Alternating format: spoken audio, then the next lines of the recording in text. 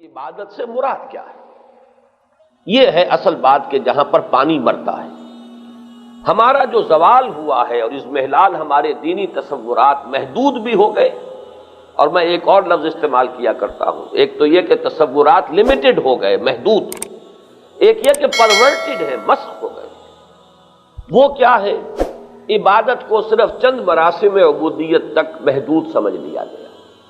نماز، روزہ، حج، زکوٰۃ یہ عبادت ہے، اللہ اللہ خیر صلی اللہ۔ اور پرورشن اس میں کیا؟ یہ تو ہے لمیٹیشن، محدودیت۔ پرورشن کیا ہے؟ کہ یہ کرتے رہو پھر جو چاہو کرو۔ اگر نماز تم نے پڑھ لی ہے، روزہ تم نے رکھ لیا ہے، اور تم نے زکوٰۃ دے دی ہے، تم نے حج کر لیا ہے، تو بس باقی زندگی میں معذرتیں ہیں، عذر ہیں، بہانے ہیں، طرح طرح کی جو ہیں انسان نے اپنے لیے تعویلات اور اپنے لیے ریشنلائزیشنز جو ہے اختیار کر لی ہیں۔ یہ پرورشن کہلائے گی کہ انسان عبادت کے اندر، نماز میں تو بہت ہی سنجیدہ ہے، بہت ہی اس کے بارے میں سیریس ہے۔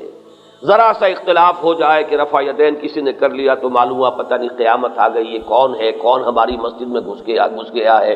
نماز کے بارے میں اتنے سینسٹیو، باقی سود خوری بھی ہو رہی ہے اور ہر طرح کا حرام کاروبار بھی چل رہا ہے، اور وہاں کوئی فکر نہیں انسان کو کہ یہ میں کیا کر رہا ہوں۔ یہ پرورشن ہے۔ تو یہ دو الفاظ نوٹ کیجئے کہ عبادت کے تصور میں ہمارے ہاں ایک طرف لمیٹیشن آ گئی کہ صرف چند مراسم عبودیت کو، جن کو عبادات کہا جا سکتا ہے، لیکن یہ کہ عبادت کے تصور کو ان عبادات تک محدود کر دینا، یہ ہے اس کی تحدید، لمیٹیشن۔ اور پھر یہ کہ اس کے اوپر تو اتنا زور، اس پر اتنی توجہ، اس میں اتنی سنجیدگی، اس کے بارے میں اتنی حساسیت کہ ذرا سا فرق و تفاوت جو ہے وہ بھی گوارا نہیں۔ گنتی کر کے 17 رکعتیں جو ہے وہ عشاء کی پڑھی جا رہی ہیں، اس میں وہ نوافل بھی جو ہے اتنے ہی اہم ہیں جتنے کہ فرائض ہیں، لیکن دوسری طرف دین کے بڑے بڑے احکام، حضرت مسیح علیہ السلام کے قول کے مطابق کہ تم مچھر چھانتے ہو اور سموچے اونٹ نگل جاتے ہو، یہ ہے در حقیقت پرورشن، یہ ہے دین کے تصور کا بس ہو جانا۔ اس میں اب تیسری بات آئے گی کہ پھر صحیح تصور کیا ہے۔ عبادت کا لفظ بنا ہے عبد سے، عبد کے معنی غلام، بندہ، سلیو، بانڈز مین۔ یہ جو الفاظ انگریزی کے ہیں میں چاہتا ہوں کہ اچھی طرح ان کے حوالے سے سمجھیں۔ بانڈز مین، سلیو، عبد، غلام، یہ در حقیقت ہم تن کسی کی ملکیت اپنے آپ کو سمجھنا، ملکیت، اور اس کے ہر حکم کو اپنے لیے واجب الاطاعت سمجھنا، اور یہ ہم تن ہو، ہم وقت ہو۔ ملازم کے تصور کو ذہن سے نکال دیجئے، وہ آپ کی اطاعت کرے گا چند گھنٹے، 8 گھنٹے کام کیا، آپ جو کام کروائیں گے وہ کر لے گا، لیکن اس میں بھی یہ ہے کہ آپ نے رکھا ہے اگر اس کو کھانا پکانے کے لیے تو اس سے آپ اپنا کموڈ صاف نہیں کرا سکتے، وہ صاف کہہ دے گا کہ جناب میری ملازمت اس کام کے لیے، اس کام کے لیے نہیں ہے۔ لیکن غلام جو ہے اس کا یہ تصور نہیں، وہ کسی شے کو نہ نہیں کر سکتا، وہ تو مملوک ہے، وہ ملکیت ہے، وہ تو گویا کہ ہر حکم جو ہے اس کے لیے واجب الاذعان، واجب الاطاعت ہے۔ تو غلامی کے اس تصور کو سامنے رکھیے، عبد، اور عبادت کے معنی ہوں گے بندگی، غلامی۔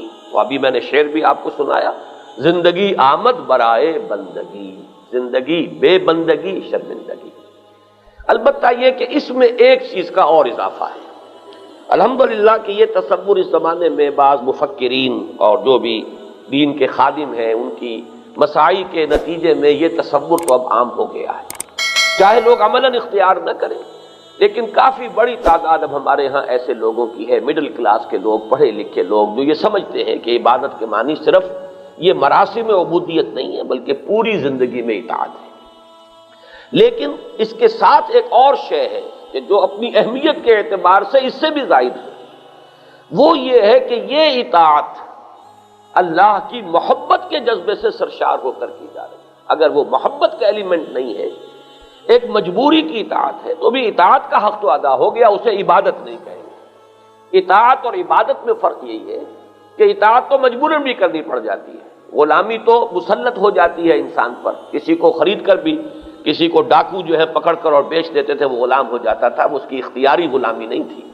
انگریز نے ہم پر آ کر حکومت جمالی اپنی ہمیں شکستیں دی، اور یہ ہماری اختیاری نہیں تھی غلامی بلکہ جبری تھی۔ جبکہ اللہ کی وہ غلامی جو درکار ہے وہ یہ ہے کہ خود انسان کے اندر اللہ کی محبت کا جذبہ اتنا قوی ہو جائے کہ وہ خود اپنے آپ کو اللہ کے قدموں میں لا کر ڈال دے، بچھا دے۔ تو یہ در حقیقت روح عبادت ہے، محبت خدا بندی، اور جسد عبادت ہے اطاعت خدا بندی۔ ان دو چیزوں کو نوٹ کر لیجئے۔ جیسے ہمارا یہ جسم ہے اور اس میں روح ہے، یا روح کی جگہ جان، اب یہاں لفظ استعمال کر لیجئے، جسم اور جان۔ تو جسم جو ہے وہ تو بالکل بیکار ہے، جیسے جان نکل جائے گی آپ اس کو اٹھا کے جلد از جلد جو ہے وہ زمین کے حوالے کریں گے، اصل شے تو جان ہے جو اس کے اندر ہے۔ اسی طریقے سے لیکن یہ بھی آپ کو معلوم ہے کہ جان نظر نہیں آتی، نظر تو یہی جسم آتا ہے، 2 من کا 2.5 من کا وہ جسم جو ہے وہی نظر آئے گا، وہ جان بیچاری کتنے ماشے کی ہے کتنے رتی کی ہے پتہ ہی نہیں کسی کو۔ اس پہلو سے یہی نسبت بالکل صحیح ہے تناسب اور نسبت کے اعتبار سے کہ اصل جسد عبادت جو ہے وہ ہے اطاعت، اللہ کی اطاعت، اللہ کے رسول کی اطاعت، اطاعت کلی ہمہ وقتی بلا چون و چرا۔ لیکن اس کی روح، اس کی جان کیا ہے؟ وہ ہے محبت خدا۔ اگر یہ محبت نہیں ہے، شوق اگر تیرا نہ ہو میری نماز کا امام، میرا سجود بھی حجاب، میرا قیام بھی حجاب، یہ محبت جو ہے در حقیقت روح عبادت ہے۔ اسی کو حافظ ابن قیم اور امام ابن تیمیہ رحمہم اللہ نے اس کو ڈیفائن کیا ہے بہت خوبصورتی کے ساتھ۔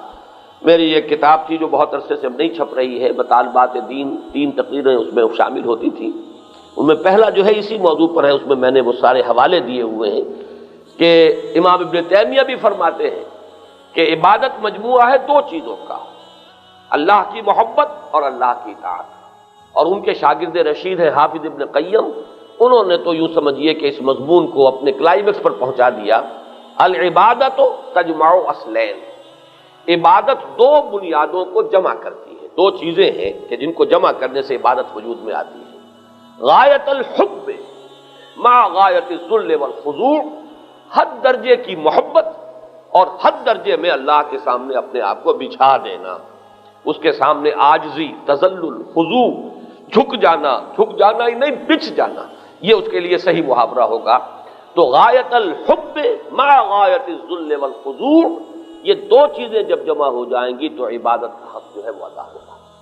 اس میں تھوڑی سی بات اور عرض کر دوں کیونکہ نظر آ گیا کہ یہ تو بڑا مشکل کام ہے، بہت ہی اس کے راستے میں موانع ہیں، رکاوٹیں ہیں، کون اس پوری ڈیفینیشن کے مطابق کون دعویٰ کر سکے گا کہ میں اللہ کا بندہ ہوں؟ تمہیں گویم مسلمانم بے لرزم کے دانم مشکلات لا الہ رہا۔ تو اس کے لیے ذرا حوصلہ افزائی کے لیے عرض کر دوں کہ یہ اسی لیے قرآن مجید میں بڑی وضاحت کے ساتھ یہ بات بیان کی گئی ہے، جس شخص نے یہ طے کر لیا ہو کہ مجھے اللہ کا بندہ بن کر رہنا ہے، وہ اللہ ہی سے مدد طلب کرتا رہے، اس کی مدد اور توفیق کے بغیر اپنے اس ارادے پر پورا نہیں اتر سکے گا۔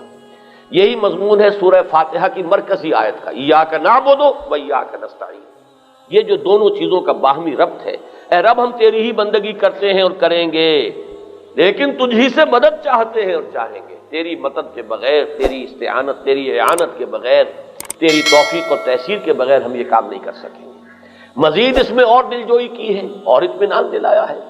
کسی وقت جذبات کی رو میں آ کر آدمی بہہ گیا، کسی وقت ماحول کا اثر اتنا پڑ گیا کہ آدمی جو ہے وہ کہیں گم ہو گیا اور اس گمشدگی میں اس سے کوئی غلط حرکت سرزد ہو گئی، تو ان دونوں حالتوں کے اندر فوراً توبہ کرے گا تو گویا کہ جو خطا ہوئی ہے وہ ایسے ہو جائے گی جیسے ہوئی ہی نہیں تھی۔ التائب من الذنب کمن لا ذنب لہ۔ ہاں ڈیرا لگا لو گے، اسی پر جم جاؤ گے، مستقل طور پر معصیت کو اختیار کر لو گے، تو پھر یوں سمجھیے کہ جیسے دیمک چٹ کر جاتی ہے اندر ہی اندر چوکھٹ کو، اوپر ایک ونیئر رہ جاتا ہے، بس وہ اندر ہی اندر سب کچھ چٹ ہو جائے گا، چاہے اوپر سے آپ کو نظر آ رہا ہو کہ میرا دین بھی سالم ہے اور ایمان بھی سالم ہے، کچھ نہیں رہے گا اندر، اگر یہ کسی معصیت پر ڈیرا مستقل طور پر لگا دے۔